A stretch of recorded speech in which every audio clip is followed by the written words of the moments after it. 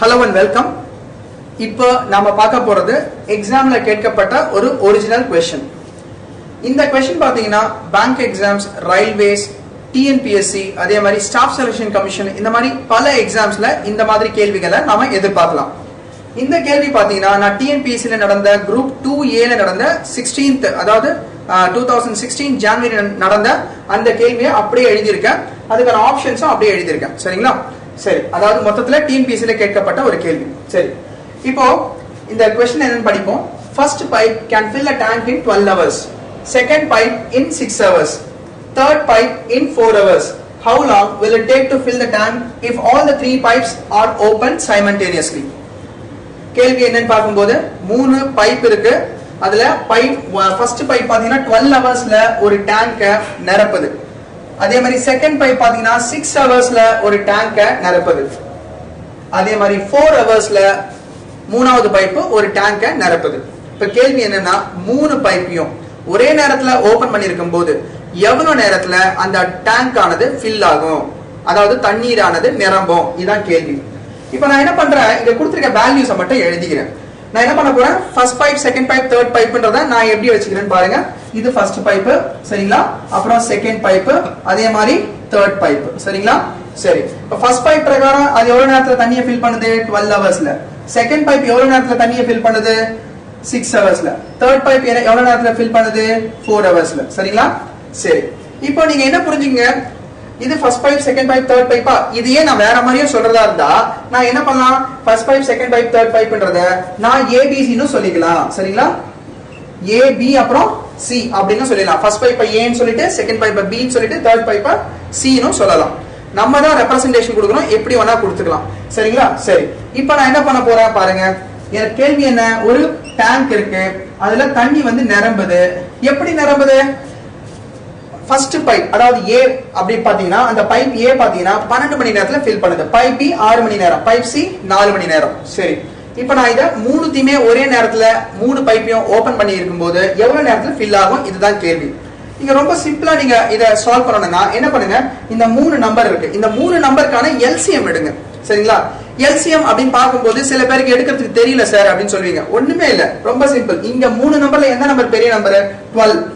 இந்த 12 என்ற நம்பர் பாத்தீங்கன்னா இந்த 12 வந்து 4ல டிவைட் பண்ண முடியும், இந்த 12ல 6ல டிவைட் பண்ண முடியும், இந்த 12ல 12ல டிவைட் பண்ண முடியும். அப்போ இந்த 12ன்றதே நம்ம எடுத்துக்கலாம். சரிங்களா? 12ன்றது எல்சிஎம். சரி, அப்போ இந்த 12ன்றத நான் எடுத்துக்கிறேன்னா டேங்கோட கெபாசிட்டிய நான் வந்து உங்களுக்கு புரியுற மாதிரி சொல்றதுக்காக அந்த தண்ணீர் டேங்கோட கெபாசிட்டியை 12 லிட்டர்ஸ் வச்சுக்க போறேன். சார் 12 லிட்டர்ஸ் கொடுக்கவே இல்லையா சார்?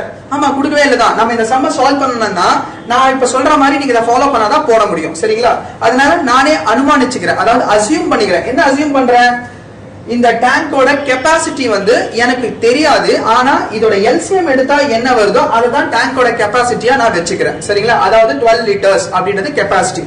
சரி, அப்போ இது வந்து என்னன்னு பாத்தீங்கன்னா டைம் ரெக்வயர்ட். கரெக்ட்டுங்களா? Time required to fill the tank individually, அதாவது தனித்தனியா. சரி, இப்போ அடுத்ததா நான் என்ன பண்றேன் பாருங்க. இப்போ ஒரு மணி நேரத்துல எவ்வளவு தண்ணி இந்த பைப் ஏ வந்து ஃபில் பண்ணணும்னு பாக்குறேன். ஒரு மணி நேரத்துல பைப் ஏ எவ்வளவு தண்ணியை அந்த டேங்க்ல ஃபில் பண்ணும் அப்படின்னு பாக்குறேன். அப்படி பார்க்கும்போது நீங்களே புரிஞ்சுக்கங்க, 12 மணி நேரத்துல 12 லிட்டர் கெபாசிட்டி இருக்க டேங்கை ஃபில் பண்ணுது. கரெக்டா? அப்ப நான் ஒரு மணி நேரத்துல எவ்வளவு ஃபில் பண்ணும் அப்படின்னு பார்க்கும்போது 12 லிட்டர் ஃபில் பண்ணது 12 மணி நேரம். அப்போ ஒரு மணி நேரத்துல எவ்வளவு ஃபில் பண்ணணும்னு பார்த்தா 1 லிட்டர் தான் ஃபில் பண்ண முடியும். கரெக்ட்டுங்களா? சரி, அதே மாதிரி இப்ப சிம்பிளா நான் சொல்றதா இந்த 12 டிவைட் பண்ணா எனக்கு என்ன கிடைக்கும்? 1 கிடைக்கும். அதான் இங்க எழுதுறேன். சரிங்களா? அதே மாதிரி பைப் பி அது என்ன பண்ணுது, 12 லிட்டர் கெபாசிட்டி இருக்க அந்த டேங்க 6 மணி நேரத்துல ஃபில் பண்ணுது. அப்போ ஒரு மணி நேரத்துல எவ்வளவு தண்ணியை ஃபில் பண்ணும் அப்படின்னு கேள்வி கேட்டா 2 லிட்டர்ஸ். கரெக்ட்டுங்களா? அதாவது 12 by 6 நான் போட்டேனா 12 is the total capacity of the tank, 6 hours is the time duration. சரிங்களா? அப்ப 12 divide by 6 போட்டா எனக்கு என்ன வந்துரும்?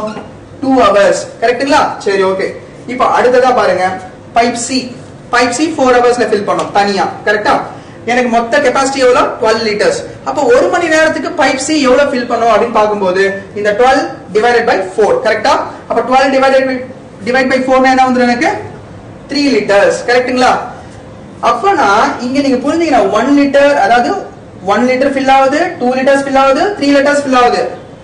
1 ஹவர்ல பைப் ஏ திறந்து இருக்கும் போது 1 லிட்டர் ஃபில் ஆகுது. அதே 1 ஹவர்ல பைப் பி திறந்து இருக்கும் போது 2 லிட்டர்ஸ் ஃபில் ஆகுது.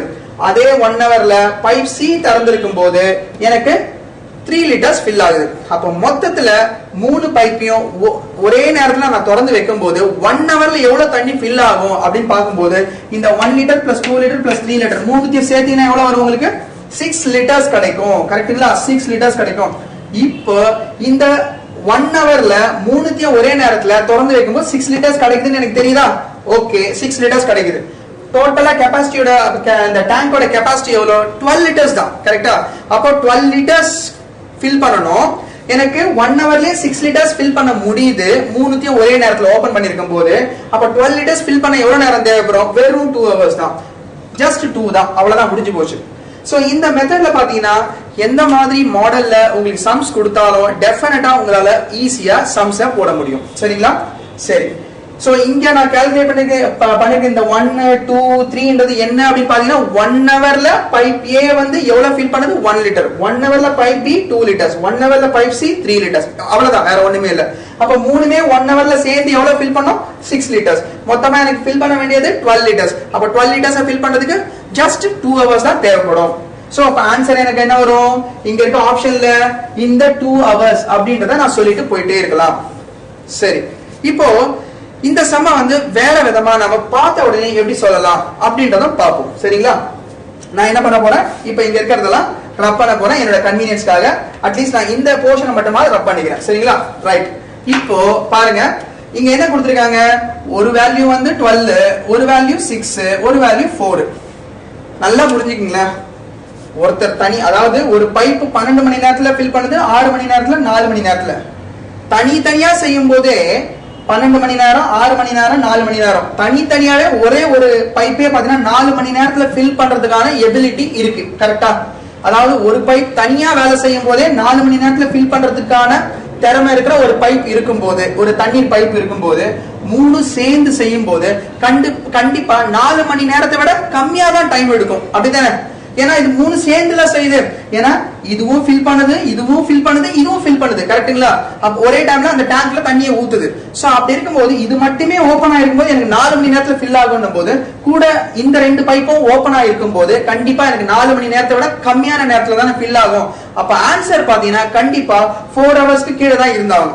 அப்படி பார்க்கும்போது இங்க கொடுத்துருக்க ஆப்ஷன்ல எனக்கு கண்டிப்பா 4 ஹவர்ஸ் வராது, 12 ஹவர்ஸ் வராதுன்னு நான் ஈஸியா சொல்லிட்டு போயிட்டே இருக்கலாம். அது மட்டும் இல்ல, எப்பவுமே இந்த மாதிரி கேள்விகள் எல்லாம் பாத்தீங்கன்னா உங்களுக்கு வந்து பாத்தீங்கன்னா இங்க இருக்கிறது எனக்கு 4. கரெக்டா? அப்போ அந்த 4 விட கம்மியா தான் வரணும்னு நான் சொல்றேன். இங்க இருக்கிற சின்ன வேல்யூ எது? 4. அதை விட கம்மியா தான் வந்து ஆகணும், வேற வழியே கிடையாது. எப்ப உங்களுக்கு புரியுதோ புரியல, இதை மட்டும் ஃபாலோ பண்ணீங்க. இங்க கொடுத்திருக்க அந்த டைம் டியூரேஷன்ல எந்த டைம் டியூரேஷன் கம்மியான டைம் டியூரேஷனா இருக்கோ அதை விட கம்மியா தான் ஆன்சர் வரணும் 3 பேர் சேர்ந்து செய்யும் போது. அப்படி பார்க்கும்போது எனக்கு 4 ஹவர்ஸ் வராது, 12 ஹவர்ஸ் வராது. இப்போ இந்த கேள்வியை எப்படி சால்வ் பண்றதுன்னு எனக்கு தெரியாது. பரவாயில்ல, இங்க பாருங்க, இங்க 2 ஹவர்ஸ் இருக்கு, இங்க 3 ஹவர்ஸ் தான் பேலன்ஸ் இருக்கு. ஏன்னா இந்த 2 ஆப்ஷன் வராதுன்னு நான் சொல்றேன், அதனால வராது. சரி, அப்ப 4 12 வராது. அப்போ எனக்கு ஒன்னு ஏவா பின்னு பாக்குறோம். இங்க இன்னொரு முக்கியமான விஷயம், எனக்கு இங்க இருக்கிறது சின்ன நம்பர் எது? 4 தான். இந்த 4 விட ஒரு நம்பர் கம்மியாலாம் இருக்காது எப்பவுமே. அப்படி பார்க்கும்போது 3 ஹவர்ஸ்ன்றது எனக்கு ஆன்சரா வராது. அப்ப எதுதான் ஆன்சரா வர முடியும்? கண்டிப்பா 2 ஹவர்ஸ் தான். அப்ப இந்த கேள்வியை வந்து நீங்க சால்வ் பண்ணி தான் போடணும்ன்ற அவசியம் கிடையாது. நீங்க ஜஸ்ட் பாத்தீங்கன்னா ஜஸ்ட் இந்த சம்ம படிச்சுட்டு நீங்க கஸ் பண்ணி கூட இந்த சம்ம போட முடியும். சரிங்களா? இது லாஜிக்கலா போடுறது, இது கஸ் பண்ணியே ஆன்சரை போடுறது.